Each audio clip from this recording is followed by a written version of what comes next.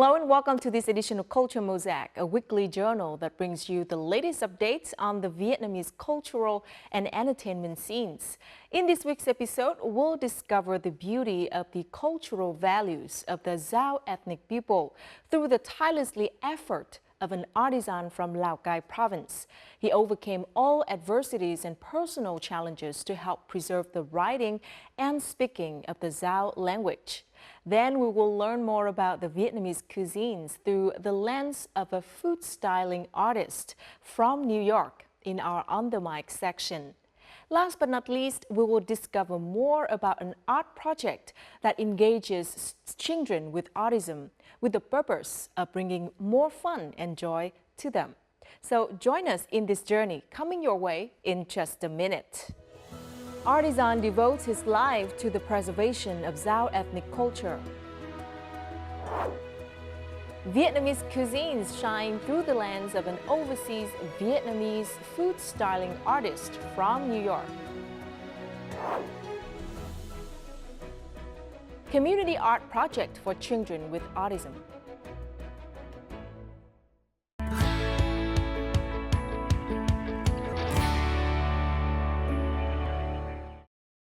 And now let's begin with some local news. To welcome the Lunar New Year 2022, on Wednesday, the Vietnam National Fine Arts Museum launched a special exhibition titled Colors of Spring, featuring a collection of quartet scroll woodblock prints. The prints feature a variety of images such as the 4 seasons of the year, the 4 stages of human life, the 4 editions of works of literature and popular legends, and the 4 idealized female figures. Some were enhanced with calligraphy to symbolize wishes of wealth and peace. Quartet scrolls have long been popular decorations for houses or used as objects of spiritual veneration.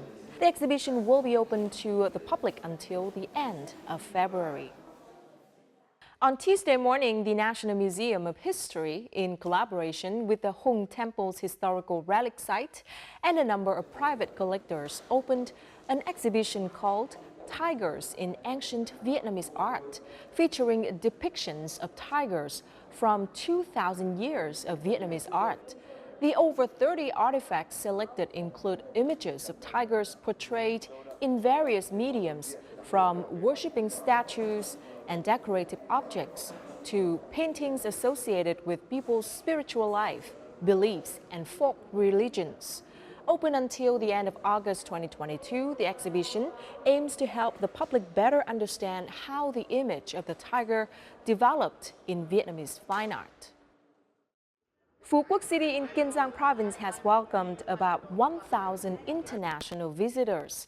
They come from Korea, Thailand, Laos, Uzbekistan, and Kazakhstan. This comes after more than 1 month of implementing the first phase of the vaccine passport tourism pilot program. Records show that international tourists have responded positively after the trip and are assured of pandemic prevention and control measures in Phu Quoc Island. Currently, Vietnam recognizes vaccine passports from over 70 countries and territories and is actively discussing mutual recognition of vaccine passports with partner countries. Exploration tours for Sơn Dòng Cave, Quảng Bình province in 2022 have been fully booked for 1,000 domestic tourists. According to the Quảng Bình Department of Tourism, tourists mainly come from Ho Chi Minh City and other southern provinces. Sơn Dòng Cave remains the largest cave in the world. Along with its unique beauty and structure, the cave is also known for having the highest difficulty and danger level among all caves that have been discovered in Vietnam. On Sunday night, the Ho Chi Minh City Department of Tourism held the opening ceremony of the 3rd Vietnamese New Year Festival 2022 at the Youth Cultural House, District 1 and Thủ Đức City.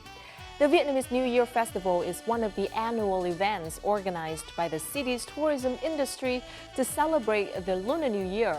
During the 14 days of the festival, many traditional activities to both preserve Vietnamese cultural values and promote the city's image will be held to aid in the recovery of the tourism sector. As the Lunar New Year holiday draws near, many people hope to leave the hustle and bustle of cities and head for the suburban hills of Dalat to find peace and serenity. During this time, the city becomes blanketed in the color pink as sour cherry blossoms start to bloom in full along its winding streets. In Lâm Đồng province, sour cherry blossoms began blooming in December last year. Visitors can immerse themselves in the world of sour cherry blossoms at the foot of Lang Biang Mountain. With the sour cherry trees blooming in clusters, the hillside is covered in pink blossoms, forming a beautiful pink canopy across the majestic landscape.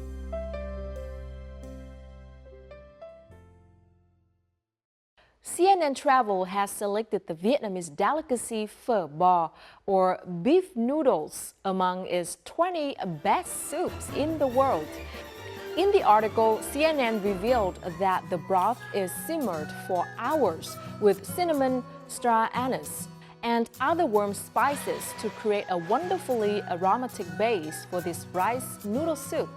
Phở bò remains the nation's most beloved soup, with options that include original raw beef, a mix of raw and cooked beef.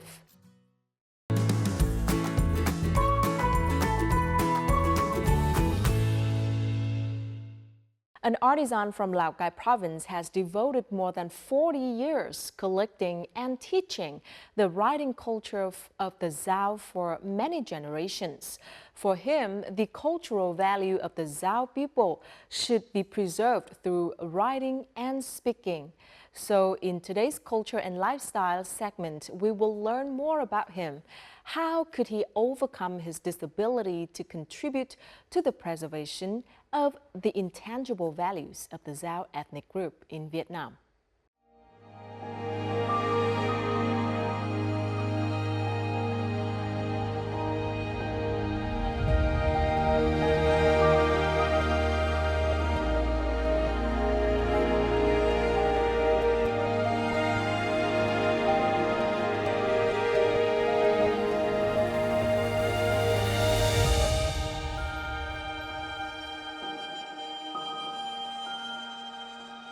Trong đời sống của người Dao đều dựa vào cái sách cổ. Nếu mà không có cái sách cổ thì người Dao sẽ không biết cái nguồn gốc phát triển. Quyển sách cổ này thì không biết từ bao giờ mà cứ đời nọ mà chuyển sang đời kia là cứ chuyển mãi. Born and raised in an academic family, artisan Tỉnh followed his father's footsteps to learn the Nom Dao script from a young age. At nearly 70 years old, he has been imbued with knowledge and lessons on being human and the culture of fate in the Dao through each page of the book. He's also collected and preserved more than 40 Nom Dao books from several hundred years ago. Dạy cho con cháu từ 8-9 tuổi trở lên là dạy cái tiếng nói và chữ viết, rồi là 12 con giáp để mình biết được cái năm sinh tháng của mình. Thứ hai là cao hơn là đến cái quyển dạy đạo lý. Thứ ba thì mới học cái quyển mà cao hơn là học đến cái nghi lễ. Thì trong quá trình đi nghiên cứu khảo sát thì chúng tôi mới nhận thấy rằng bộ sách cổ người Dao rất đồ sộ và nó lưu trữ lại trong đó rất nhiều các cái kiến thức, những cái tri thức của đồng bào mà suốt bao nhiêu đời nay họ đã gìn giữ được. Thì ngành văn hóa chúng tôi đánh giá rằng cái việc bảo tồn cái bộ sách cổ của người Dao rất hết sức là quan trọng và cần thiết.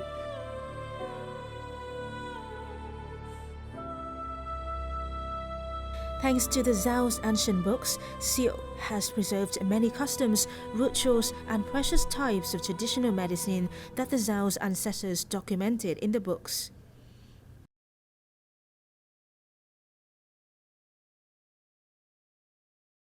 Thuốc tắm thì sấy để đun sôi lên để pha thêm nước lá vào tắm.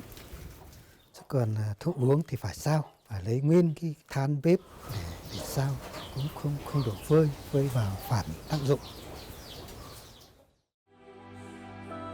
Sách cổ này tôi tìm hiểu từ lúc 12 tuổi, thì bắt đầu đến 20 tuổi là bắt đầu để truyền dạy cho các thanh thiếu niên.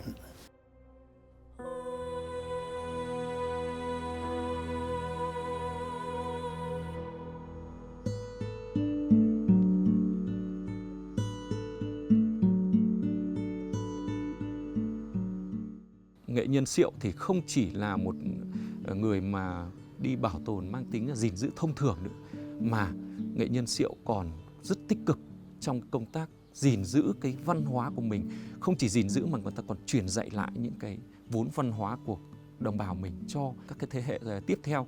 Cho đến nay thì học sinh được thầy Siệu dạy lên tới vài trăm người. Không chỉ của tỉnh Lào Cai đâu, mà có Yên Bái cũng sang, Lai Châu cũng sang, Hà Giang cũng sang, Tuyên Quang cũng có những người Dao mà cứ vào đầu năm mới họ phải cất công từ bên kia sang, từ các tỉnh khác đến đây để theo học cái lớp của thầy. Thì có thể nói rằng là trong suốt những năm qua, thầy Siệu cũng đã có những cái đóng góp rất lớn cho với cộng đồng của người Dao nói riêng và cho ngành văn hóa nói chung.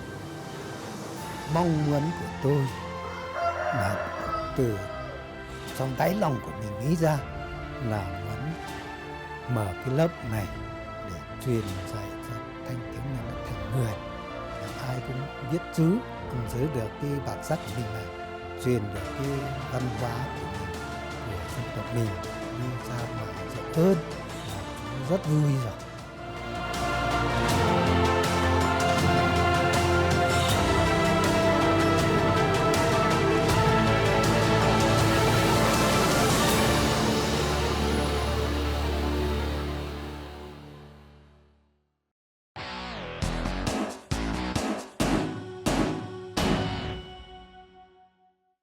Speaking of food pictures, probably you're too familiar with all these daily Instagram posts.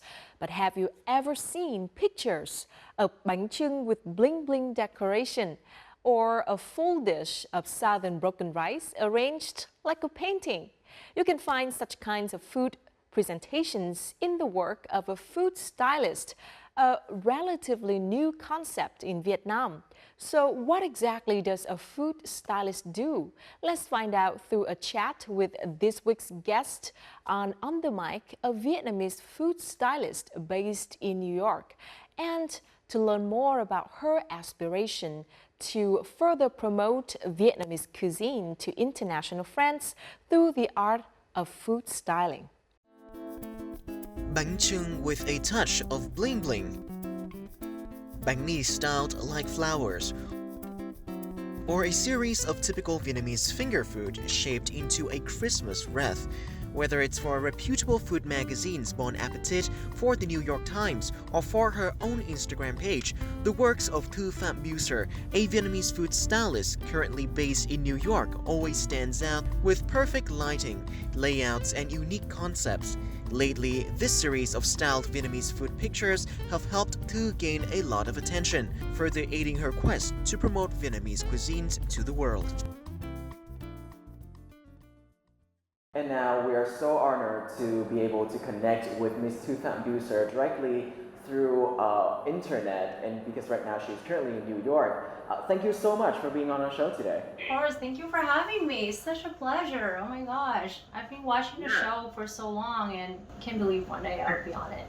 Well, now you're appearing on VTV4 and we're so honored to have you because of your work. So I know I've been looking at your pictures, and everything. It looks so amazing. I'm so obsessed, especially with the bling bling bánh chưng one, and also the Vietnamese finger food wreath one. So how did you come up with all those creative ideas, and how did they all come together? One thing about Vietnamese food and Vietnamese culture is it's just so beautiful. And so since I work in New York professionally, I just see people just do so much with food, and not just food, with everything. So I'm like, what if I just combine Vietnamese culture and Vietnamese food and just tell a story behind it?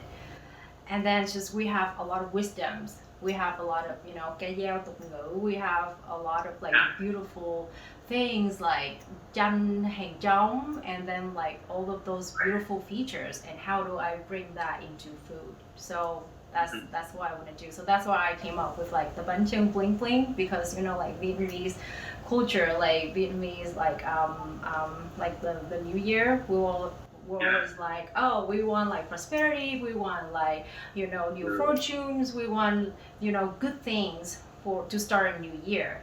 So I'm like, okay, and bánh chưng is like, of course, like one of the things that we always, it's like a treasure. So I just want to make it look like a treasure as a thing to like bring in new fortune for New Year. So that's how I came up with it. One of the other things I find in food styling is that it's a relatively new concept in Vietnam. So having you doing food styling in Vietnamese food is certainly something very interesting, and like I don't see a lot of people doing it. So can you give like a brief explanation about like food styling and how different it is, styling in Vietnamese food compared to like what people have already known in the international industry?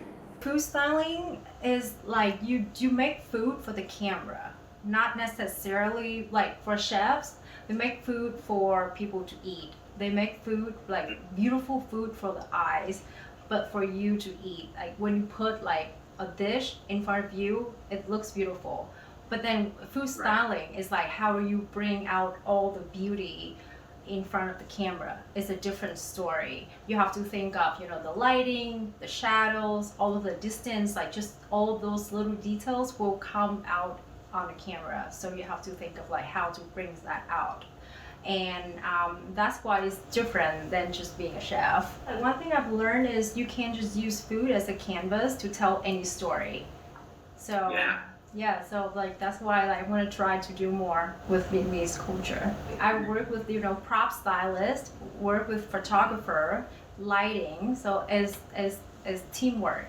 It's not just me like making the food. If the food just put on a white table, it probably doesn't look very cool and it doesn't bring in all the vibe, right? And then it doesn't communicate a story as well as when you put it in a setting. It is said that a food stylist's job is similar to that of a makeup artist, but in this case, the subject is the food.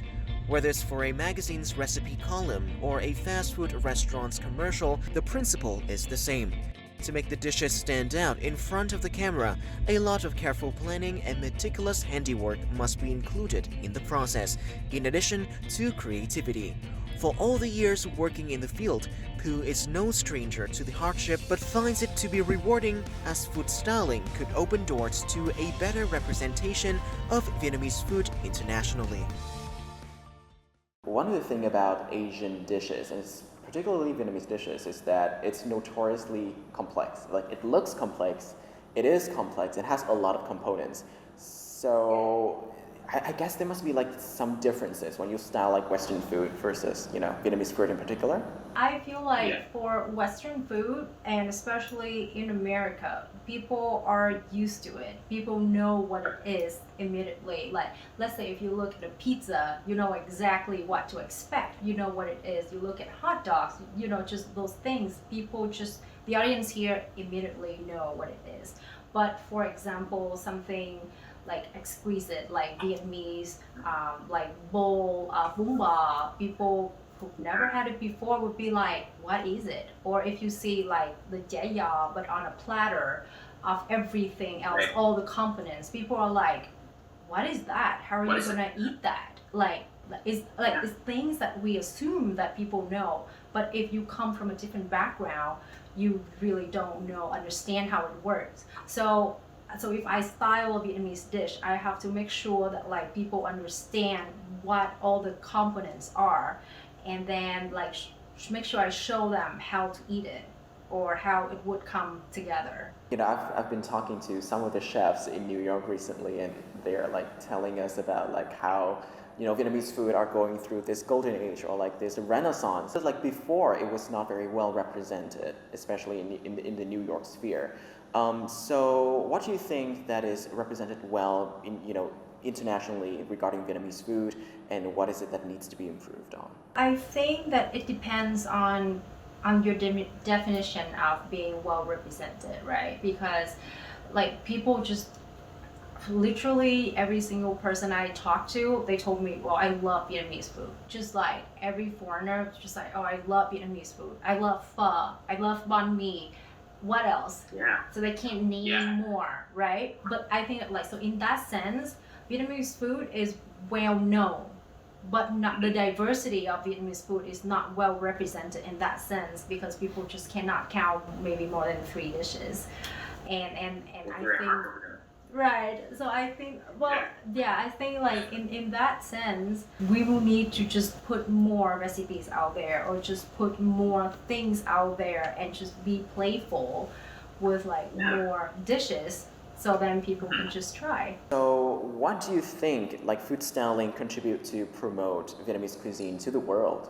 Let's say if people have no idea what Vietnamese food is about, you're not gonna go to a Vietnamese restaurant and okay, if you're not a very adventurous person, you're not gonna be like, okay, today I'm gonna go to a Vietnamese restaurant and find out what, like, what's there. But then if you see Vietnamese food on publication, on some magazines, on some ads, on whatever, and then it's like, wow, I don't know what that is, but that looks very good to me. So I wanna go find out, I wanna go try it. And then, so I just feel like it's like building awareness.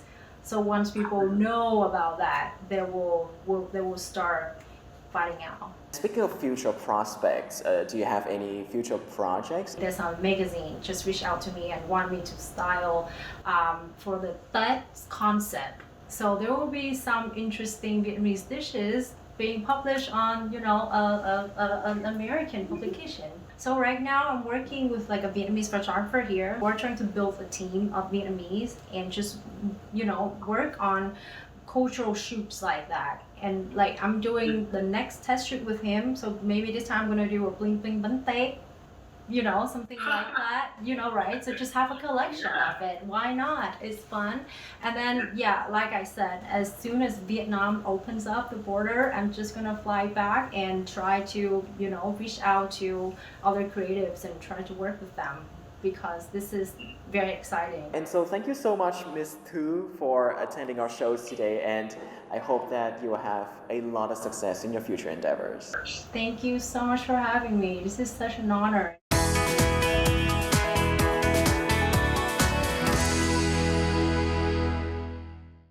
Art can help people explore and empower themselves.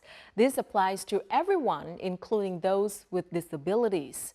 Understanding this, a community art project was born to bring the work of exceptional artists or children with autism and disabilities, in particular, closer to the public. Titled ICI, the project is a collaborative effort of UK-based theatre Hijinks, Vietnamese artist collective Chưng Ensemble, and social enterprise Tò He. So let's find out more about this meaningful art project in today's Connecting Cultures. Ok. Bây giờ nhá, lại một lần nữa này. Một lần này chúng ta sẽ đi bước rất là nhỏ. Bước rất là thấp. Vừa nãy là chúng ta nhảy cao như này đúng không? Lần này chúng ta sẽ nhìn chị này. Họ với Việt nhìn chị này. This is a coaching session for puppetry performances. What's special about those performances is that the artists participating in this project are children with autism and learning disabilities from Tò He Social Enterprise. The practice is part of the ICI initiative, a community art project for artists with autism and disabilities, with 6 performances set in Hanoi and Cardiff of Wales. The project is a collaboration between Hijinks Theatre from Wales, Vietnam's artist collective Chưng Ensemble, and Tò He Social Enterprise. Các tác phẩm của bên Việt Nam đều là múa rối, nhưng mà ở các cái định dạng khác nhau, định dạng rối khác nhau. The project utilizes augmented reality or AR to provide unique touring experiences for the artist. The performances, which are designed as walking tours, will take place at familiar locations in Hanoi and Cardiff. Through an app, the audience can access and watch the performances anywhere, anytime. Khi mà truy cập vào cái app này ấy, đầu tiên thì các bạn sẽ nhìn thấy là các bạn sẽ phải chọn cái vị trí mà người dùng đang ở hiện tại. Hiện tại thì sẽ chỉ có 2 điểm là đầu Hà Nội và đầu bên Wales. Ví dụ như mình chọn điểm ở Hà Nội. Với các cái người dùng mà truy cập lần đầu tiên thì họ sẽ phải download các cái video, 3 cái video bài diễn ở tại Hà Nội. Sau đó thì họ sẽ phải chọn bài diễn. Sau khi đến điểm trải nghiệm thì họ ấn vào nút trải nghiệm. Họ sẽ được xem các cái bài biểu diễn của các nghệ sĩ ở Wales tại môi trường ở Việt Nam. Họ sẽ xem ở chỗ Hồ Hoàn Kiếm. Bài diễn đó nó sẽ được thiết kế để cho người dùng họ cảm thấy là ở đây đang có 2 cô nàng tiên cá đang bơi lội, đang nhảy múa. If we can't physically visit each other's locations, then perhaps digitally we could. The audience, we hope, will access the work via an app and can choose to interact with the installation at their own leisure. And what excites us about that idea is that the audience will be bringing their own stories of the day and the weather of that particular moment and the sounds of the city around them. With puppetry, the project has challenged the barrier of language to bring art closer to underprivileged communities.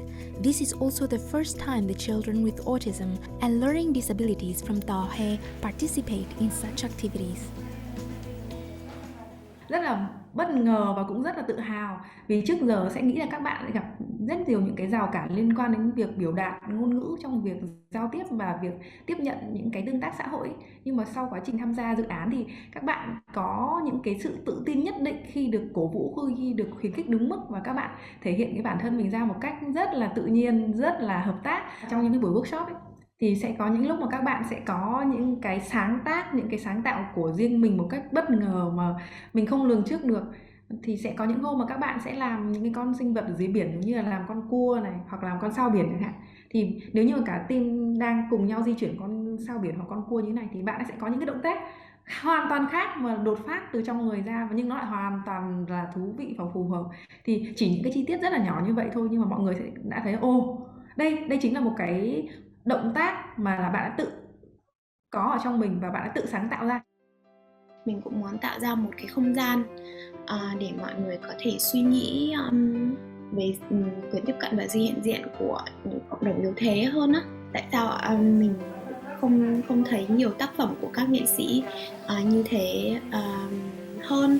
Tại sao làm nghệ sĩ không phải là một cái lựa chọn cho các bạn trên giải phẫu tự kỷ hoặc khuyết tật học tập chẳng hạn, là nghệ sĩ chuyên nghiệp, là nghệ sĩ múa rối, nghệ sĩ biểu diễn chẳng hạn. Và tại sao là bọn mình khi mắt trần biểu diễn múa rối cho các bạn trên giải các bạn ở Tà He, thì nó lại là lần đầu tiên các bạn được xem một cái tác phẩm biểu diễn. Tại sao lại như vậy? Thì mình nghĩ là đây là một cái không gian hoặc là đây là một cái không gian để bọn mình có thể suy nghĩ kỹ hơn về những cái câu hỏi như thế, để tìm ra một câu trả lời hoặc là không. Nhưng mà mình nghĩ là cái bước đầu tiên là mình phải có những câu hỏi như thế ở trong đầu đã.